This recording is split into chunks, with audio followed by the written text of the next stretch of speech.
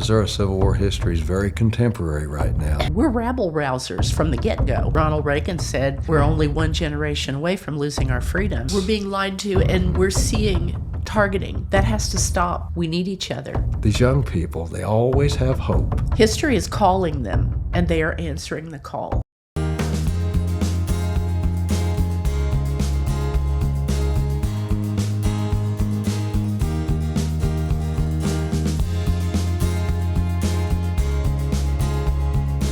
Welcome, everyone, to the Patriot Project on Mugwump Media. Kevin, I have a head cold.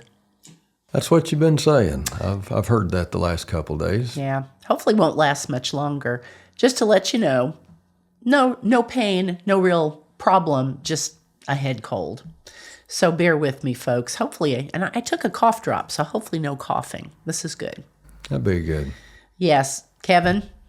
The countdown to Christmas is down to single digits. It's coming up real quick. Yes. Man, how did that even happen? This year has gone so quickly. It's crazy. 5 days. Folks, we have a Christmas show for you today, Christmas podcast. Kevin actually recommended it. It was something that we did for our business several years ago, and Kevin said, you know what, we need to drag that out and do it again. Mm-hmm. And I think it was a really good idea. I think you all are going to enjoy it. It's called Letters from the Front. Yes. Yeah. Now, as any of you know who have watched us for any length of time, we're history geeks is what we are. And particularly Missouri history, Civil War Missouri history. Yes. Kevin loves, well, it was a rough war for sure. But he really loves to talk about and educate people on what happened in Missouri during the Civil War. Missouri is called the Show Me State. We're naturally cynical, and a lot of it has to do with things that happened during the Civil War. Mm-hmm. Is that appropriate to say? Well, it's very appropriate. Matter of fact, our Missouri Civil War history is very contemporary right now. The things that are going on now, there's really nothing new. The players change, the amount of time it takes to accomplish things gets shorter, but history really doesn't change a whole lot. Evil people are always trying to harm and to take and to steal. The enemy, he's out to kill and destroy. And he just uses different people during different time periods, but his game never really changes. Yeah. Well, and what was it Ronald Reagan said? You know, every generation has to stand up. We're only one generation away from losing our freedom. Yeah. And you see that repeated over and over, folks. It's crazy.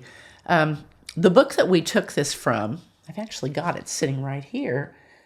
It's called Battlefields and Blessings, Stories of Faith and Courage from the Civil War. And we have the other book too. He wrote one. It's a devotional. I think he's a minister. But we have Battlefields and Blessings for the Revolutionary War too. Mm-hmm. And it shows different generations that have had to go through these difficult times. But when they did, the reason they did is it drew something out of them. The American spirit. Yes. Which is like no other. It really is, folks. We're a very peculiar people, and we're definitely Judeo-Christian. Mm-hmm. I mean, if anybody tries to tell you we're not, they're full of it. That's exactly what we were from the very beginning. It doesn't mean that other faiths are not allowed. Absolutely not. Mm-hmm. But that was what we based everything on, was our Judeo-Christian. We're very special and a very blessed nation because we chose God's laws and God's leadership. Yes. Yeah, got on little boats and my family came over in the 1840s or early 1850s. It was they were Irish, of course. The Nichols Cannon family. Fodder. Cannon fodder. Mm-hmm. That's right. That's what they called them during the Civil War. They sent them to the front of the lines, and they were buried in mass graves. Yeah. Good way to figure out where the cannons were. Just send the Irish out there. And my goodness. They were not treated well. No. That's for sure. Immigrants always get used. It's always the immigrants that get the short end of the stick. Yes. Yeah, for sure. Those that are seeking to start their life all over again. And everybody comes to America with a dream. And a lot of those, they never did get to realize their dream, but their descendants did. A lot of them were evidence poor, of that. too. Yeah. We're very poor. Well, they almost starved to death during the potato famine. Yep. And like I said, my family came over at that time. They actually came over on a ship. The Nichols family did. They came in through Ellis Island, and I had a great uncle that was born on the boat. Uncle John. He was a man with no country, literally. Literally, yeah. But you can imagine the stuff that people did to come here. Kevin's family has lived here forever. Well, it seems like it, but it's not forever. They did come from Europe at one time. Revolutionary a lot of them. War. Oh yeah, my family was. Yeah. They were here through the Revolutionary War. They were. They wound up out in Missouri because they were getting away from the English after what happened during the Revolutionary War. They came to the Ozarks. There was a lot of people came out here early. A lot of Germans, and most of my family was German as far as the European part, but we're such a mixed mess of mutts here in the Ozarks that Boy, that's the truth. I like to point out multiculturalism is pretty unique, and we've capitalized on that in the Ozarks. Right? Yes. Well, hard, and then hard country, you have to get along with your neighbors, and if you don't get along, then you get sent down the road. That was a lot of people viewed that as clannish, but that was basically survival in a rough country. Well, like I said, the Show Me State, people became a little cynical. They were kind of mad at both sides, and basically they adopted the mantra, "You expect me to believe it? You better show me." So I kind of like that. It's endearing. Kevin's family, you don't have any Irish that I can tell. I don't think you do. I'm Irish and Scotch and Native. There's some Native there. Well, my grandmother's name German was Osborne, her maiden name. There you go. Yeah, so she may be Scotch, and you had some Native also. Yeah, there's no telling. The Trail of Tears came through, and that added a whole new layer of intermarrying with the people that were already here. So we had a mass Missouri migration into the Ozarks that included, well, you can go through the list, and it starts Kickapoo, Cherokee, Seminole, Choctaw, Delaware, refugees, and then the two tribes showed up nobody ever wanted moved in their neighborhood, and that was the Germans and the Irish. Our people. There you go. That's right. Our people, Kevin, our tribe. Pretty unique culture when you put all those cultures together, because nobody cared who you were, what you looked like, or where you were from. They cared how you acted when you got there. Well, and what I love is we all came. We had somebody come to our shop one day, nice as could be, but it was a Brit, a gentleman and his family from the UK. And, Brits are very nice. They're not necessarily completely passionate people. They kind of go along with things, A little bit compliant but at times. Not bad. Not bad at all. He was very interested in the American culture. Well, when he walked into our gift shop, you can imagine the shock and awe when he looked up at our wall and he saw some real Civil War era guns that we had on display. They're not there as weapons. They're there to display. And his eyes got big, and he walked over and he looked at me and he looked at Kevin, and he said, I just have to know. He said, and I'm not even going to try to do his accent, but he said, thank you. He said, I just have to know. He said, aren't you afraid that somebody's going to take them down and use them on you? And I said, well, first of all, they're not loaded. And I said, second of all, people here in America, we have the Second Amendment. We pack things that actually shoot. I wouldn't try to shoot those guns. And Kevin made the comment, we said, that's just who we are. You asked him about John Wayne. If he knew who John Wayne was. And John Wayne. Yes. And, the American West and American history, the whole world knows our history because they know those characters that founded our country. They know what it took. And they admire America so much because they see people that choose to be independent. And when they get around us, they're always questioning, and they want to know, well, why don't you just get along? And they don't understand that it's that natural little bit of rebellion we have in us that is to question. Yeah. And, God, the scriptures tell us to be wise as serpents and harmless as doves. And if somebody tells you to do something you're not familiar with, it's best to clear things up. Just what exactly you're asking, and why do you want me to do that? And we don't hesitate to ask those things in America. It's in our nature. It's in our DNA as Americans. If you've been here very long at all. What's your goal? What's your motive? Right. And especially in the state of Missouri, like I said, you want me to believe something? You dang well better show me. But I told this gentleman very politely, I said, well, when he asked him about it, he's like, oh, yeah, I know about John Wayne. And I said, well, then you know about America. I said, we're descendants of the Cowboys and Indians. We're rabble rousers from the get-go. The Cowboys and the Indians aren't gone. No. The descendants We're the are still descendants. here. The only Yes. thing, the only difference is that we've forgotten who we are. We've forgotten. I love this because this shows you, this helps you to remember that every generation where these big battles are fought, it brings us back to who we are. Yeah. Anyway, I'm going to read just a little bit of this. Terry Tooley, this gentleman's name is Terry Tooley. He was the one who wrote this, Battlefields and Blessings, Stories of Faith and Courage from the Civil War. Now, as I read through the accounts, the thing that probably struck me most is how much it reminds me of military now. They're all kids, too. They're so young. They're babies. It's always the young. The average age was 22, but folks, there were a lot of people who were even younger that were not necessarily counted among the ranks.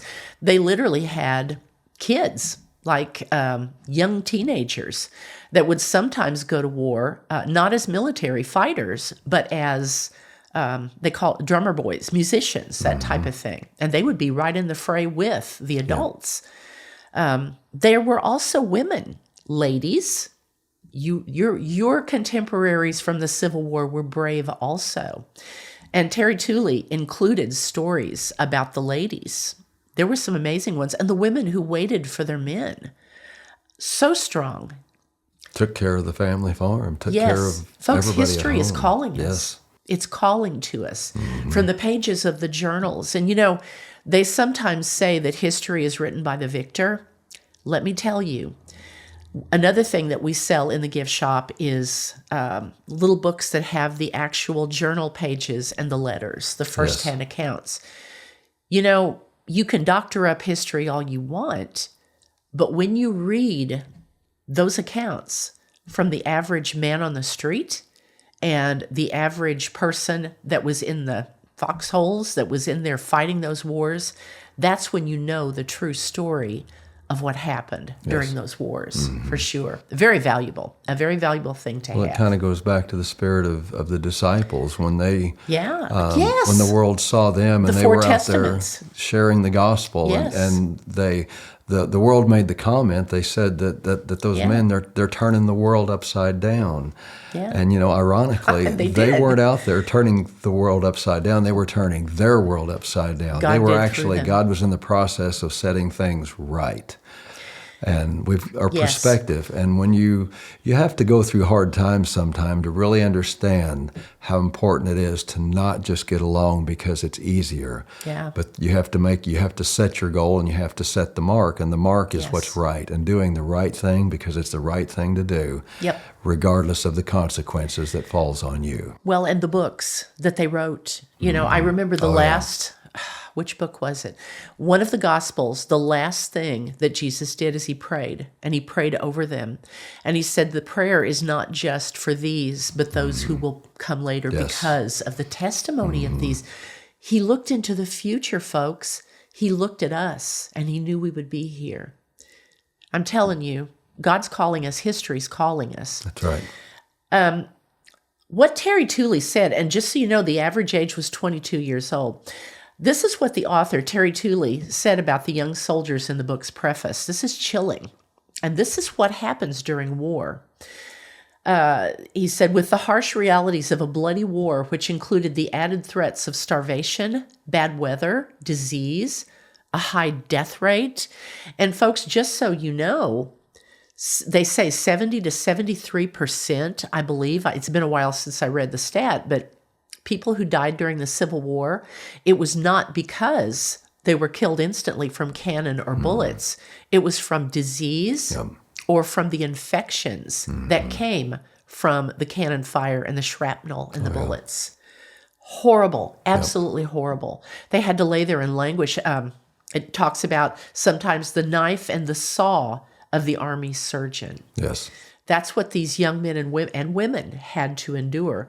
And these things made them, honestly, motivated them to re-examine their personal relationship with God. Kevin made the comment the other night that these people came back from that war just like World War II. They came back and there was a revival, really. Oh, there's always is. But these people came back and they were the ones who wrote the hymnal songs. These were the revivers of their age. If you ever get a chance, look through an old hymnal and those old Baptist hymnals and the old Heavenly Highways and those ones that you'll find in most of the old country churches. Yeah. Most of those hymns were written by men and women that had been through those wars and those terrible times. And, not just the Civil War, but World War I was a terrible time in the Ozarks. So many of our men got sent over to France, and I've got, there's several members of my family buried in the cemetery where everybody was. And there was a pandemic going on. They had the Spanish flu. Oh, my goodness. And, horrible. Yeah,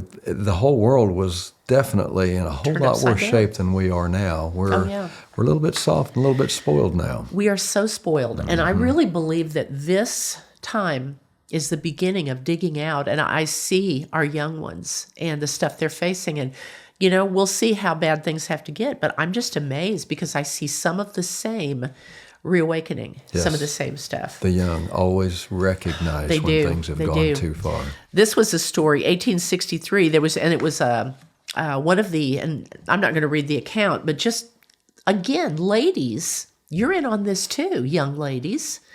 It was a young lady from New York. She ended up, her mom and dad, she was 19 years old, and she was just overwhelmed. She was reading all the reports that were coming out, and she was just adamant that the United States had to stay together. We couldn't be separated.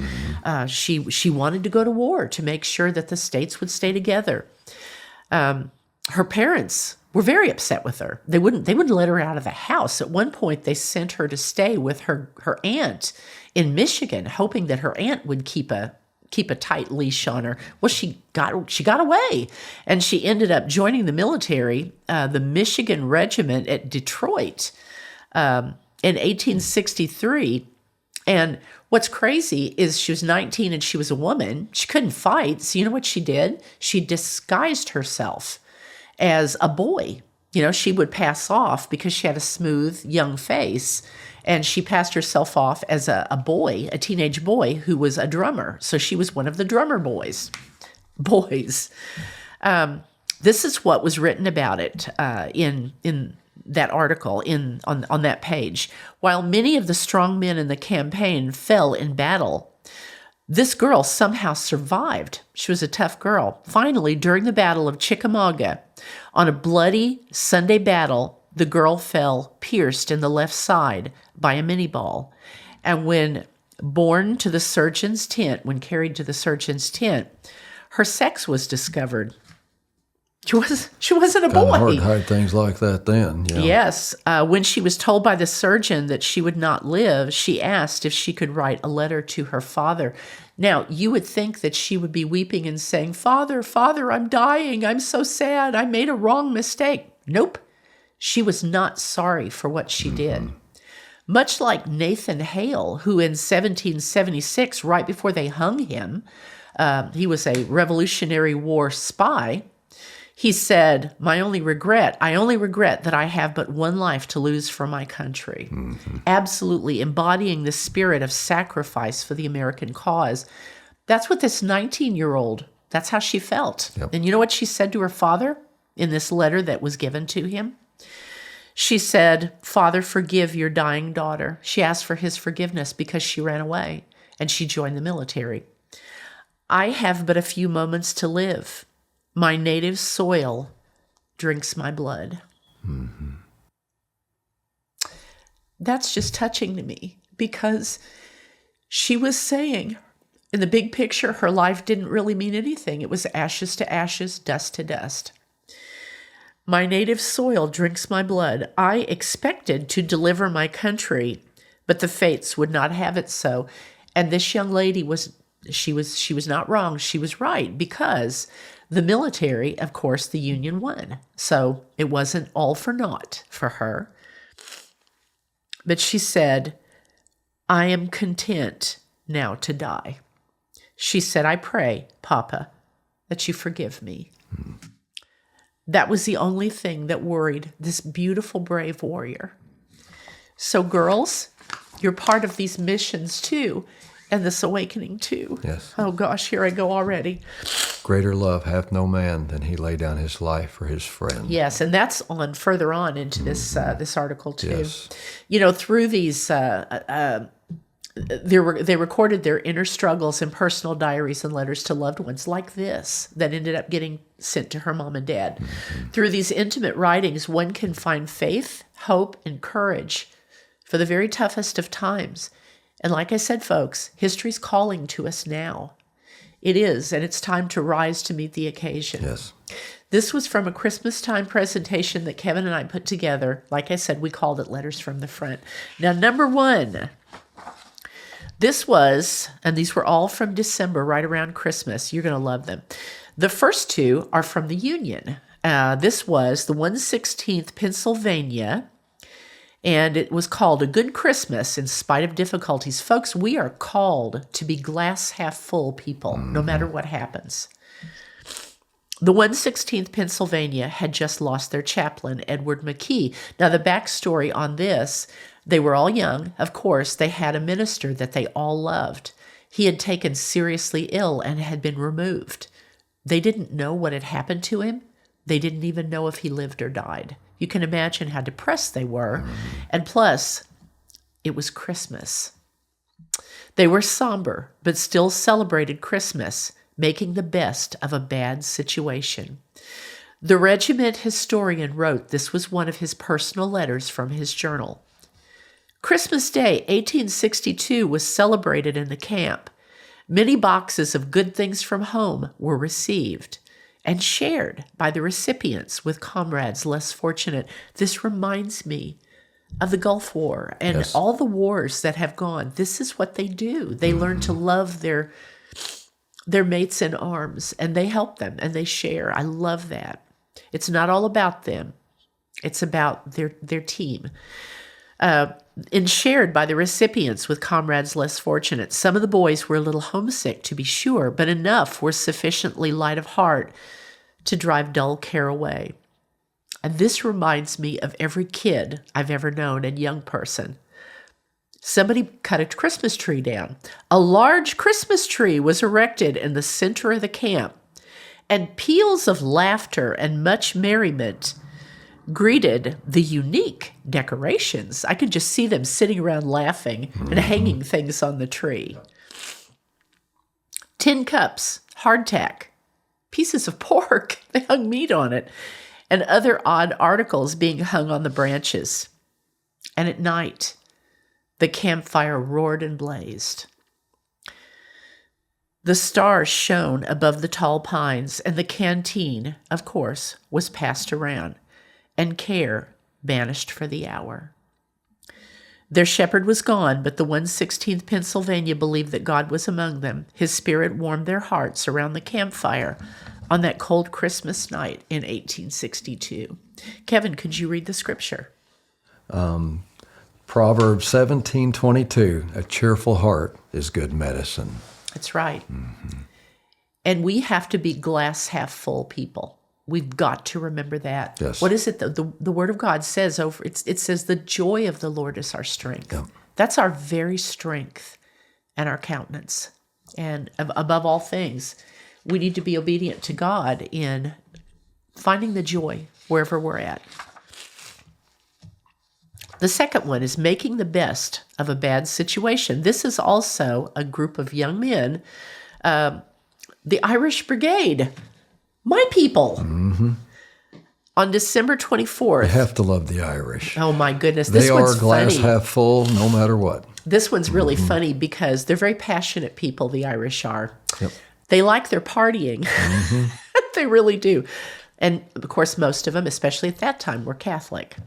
On December 24th, and I'm not saying anything bad, Catholics, about partying, but that was the Irish. That was who they were. They were a lot of merriment and always finding joy in everything. Yes. But this one's funny. You guys will enjoy it. On December 24th, 1861, the Irish Brigade was in camp near Washington, D.C. Brigade historian D.P. Coiningham, that's a good Irish name, wrote of his first Christmas Eve of the war.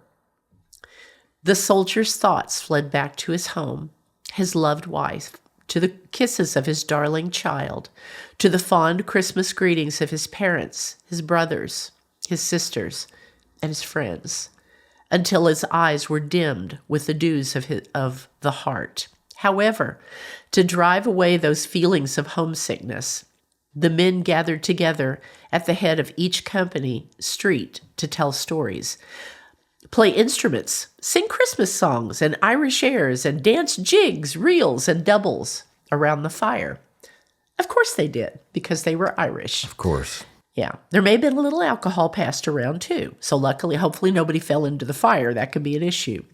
Religion was, but they were definitely having fun. Mm-hmm. Religion was not neglected on this Christmas. One man remembered, the attentive audience crowded the small chapel. And they were kneeling outside on the damp ground under the cold night air. Father Dillon read the beautiful gospel from St. Luke, giving an account of the journeying of Joseph and Mary and the birth of the infant Savior in the manger in Bethlehem, after which the hearers quietly retired to their tents. They had church, Kevin.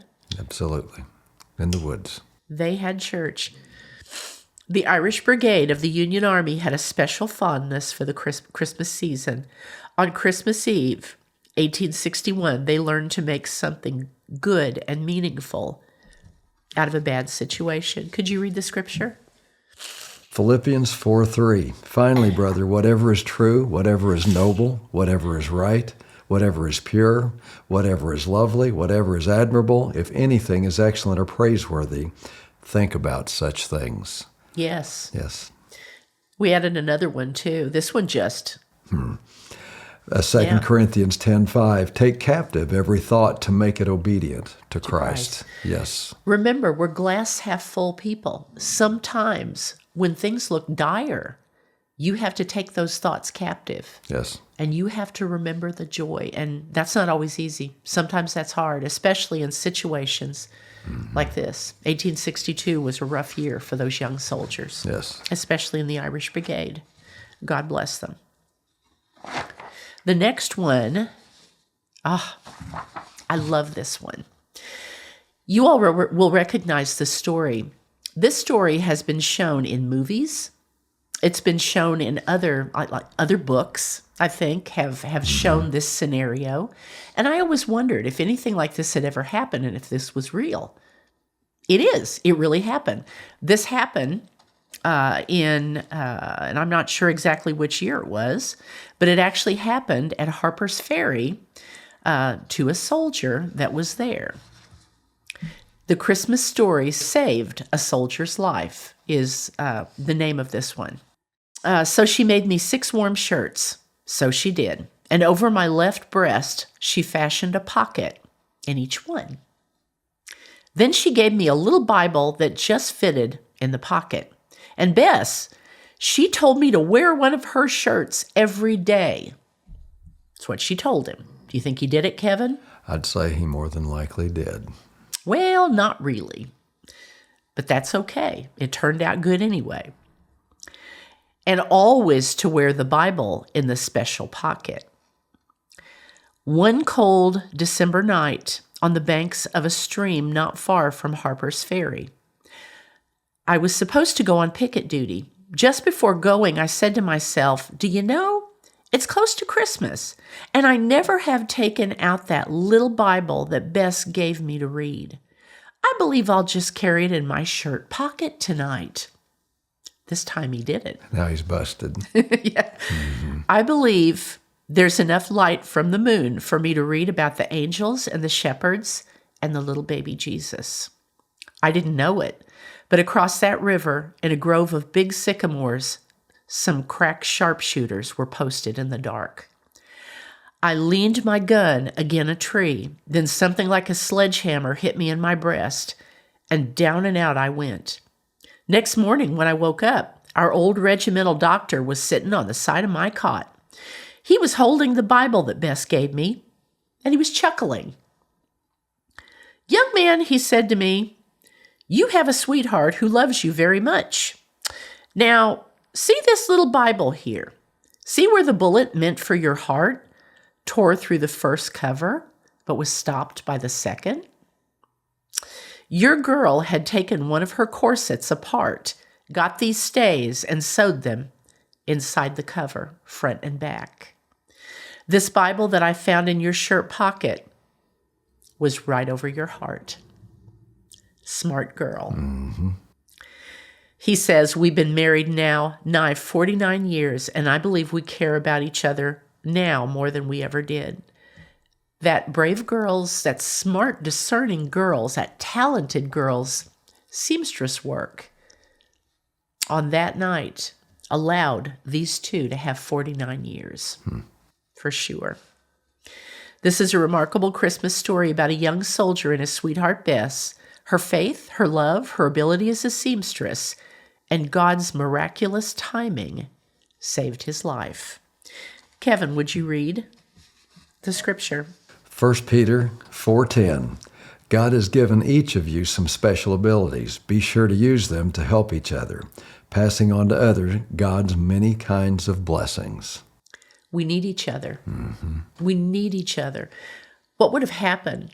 Well, we know what would happen. He would have been killed that night at Harper's Ferry. God includes us in miracles so many times. Yes.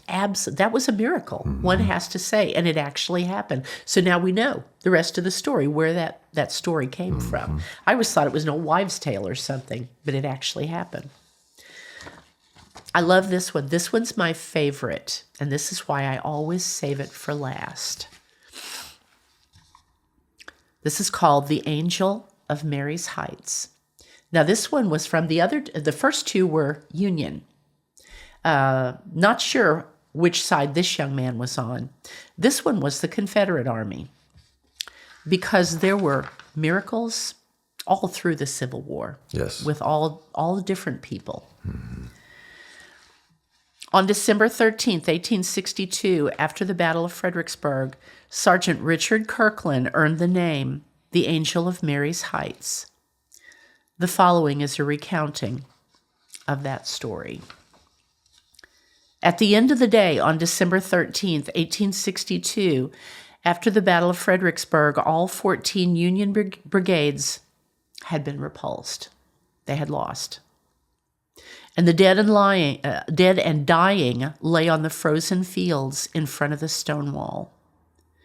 Sergeant Richard Kirkland of the 2nd South Carolina Confederates approached his commander, General Kershaw. Sergeant Kirkland asked him if he could hear the cries of the wounded Union soldiers on the other side of the stone wall. And then he added, I can stand it no longer. I ask permission to give them water. General Kershaw looked at the young sergeant with his neatly mended uniform and his trimmed mustache. You're likely enough to get a bullet through the head when you step over that wall. The sergeant looked down at his muddied boots. I know that, he said, as he looked the general in the eye, but if you'll permit me, sir, I'm willing to try. When Sergeant Kirkland stepped over the wall, Union sharpshooters lowered their barrels in his direction. Funny, he wasn't carrying a weapon, and if he was a scavenger, why was he carrying all those canteens? Then Sergeant Kirkland knelt at the first wounded Union soldier and gave him water. Then another, and another. Both sides watched in disbelief as what became known as the Angel of Mary's Heights ministered aid and water to the hundreds of wounded Union soldiers lying in those frozen fields.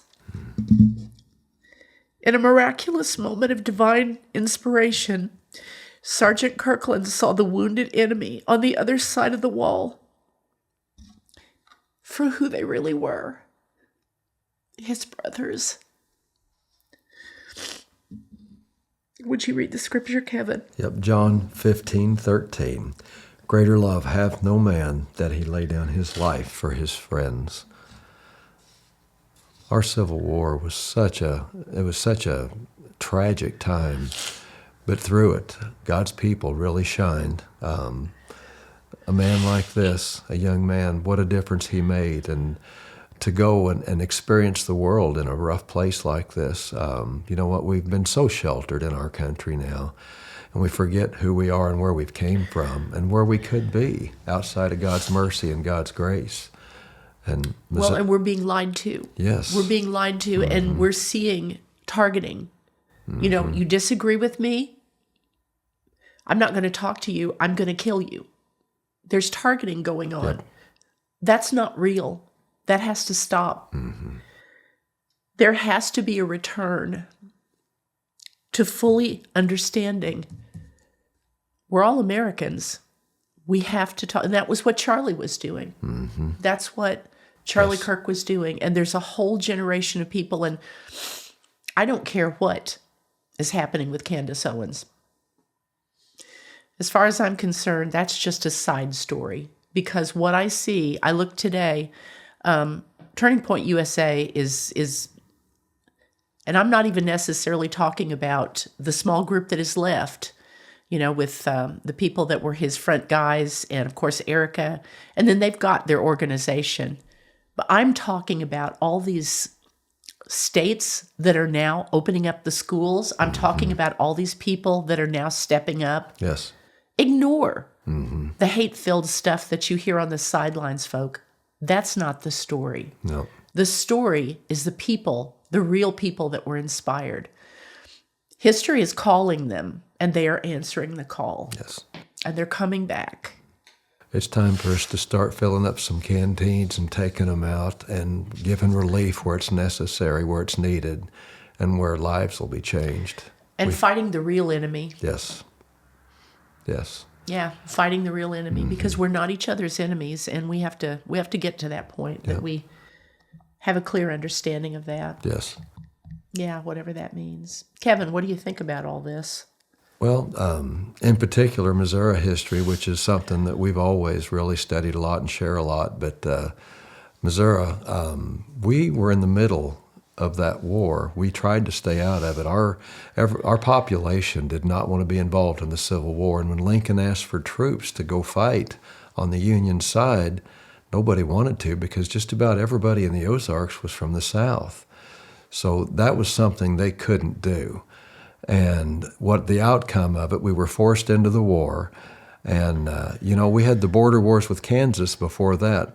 A lot of politics was, you know, politicians were scared they were going to lose control, and we wound up with bleeding Kansas and the burnt district in Missouri. And when the Civil War broke out and the Army got out here, they couldn't control the population because everybody was suspicious. The news was not clear, and no one knew what to do. But anyway, we wound up being the third most fought over state in the Union. Per capita, there was more deaths in Missouri than any other state.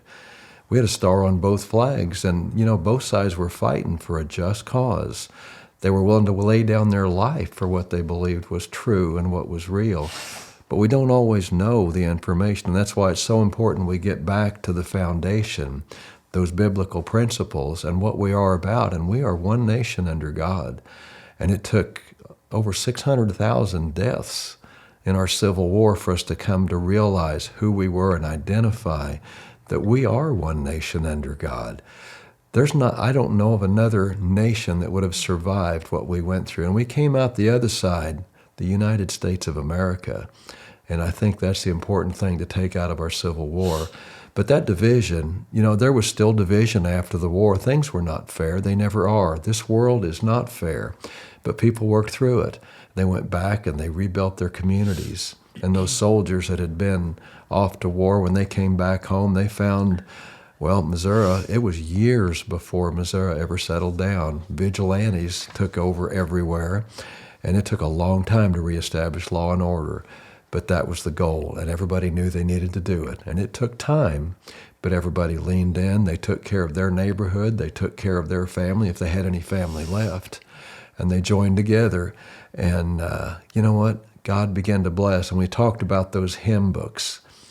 You know what? That's a reflection into that time. And that's basically firsthand accounts from those soldiers when you read those hymns. The Battle Hymn of the Republic, that was, my family did not fight on the northern side. But you know what? I think we can all agree that hymn is a very important part of our history.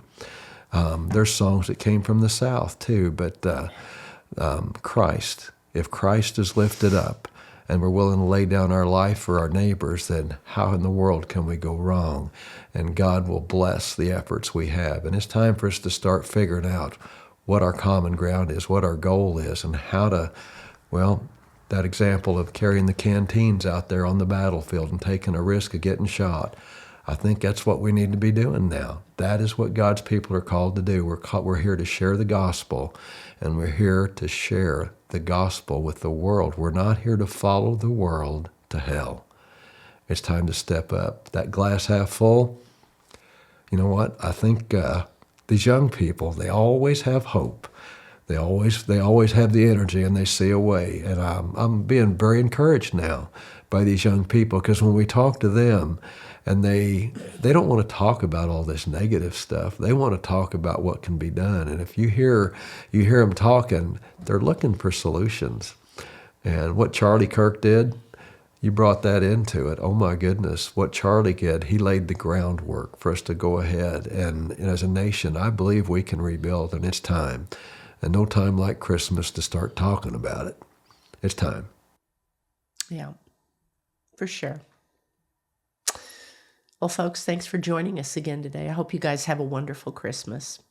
You know, the real stuff.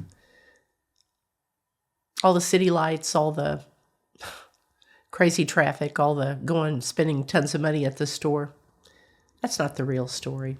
The real story is our families and our neighbors and loving the place that we're placed. A Christmas tree with strips of pork and tin cans hanging on it. Tin cans. Shoes. I wonder what they put over the tree. Sounds kind of homey. And they were sitting there just laughing, and every time somebody would put something crazy up there, they'd laugh again. Yep.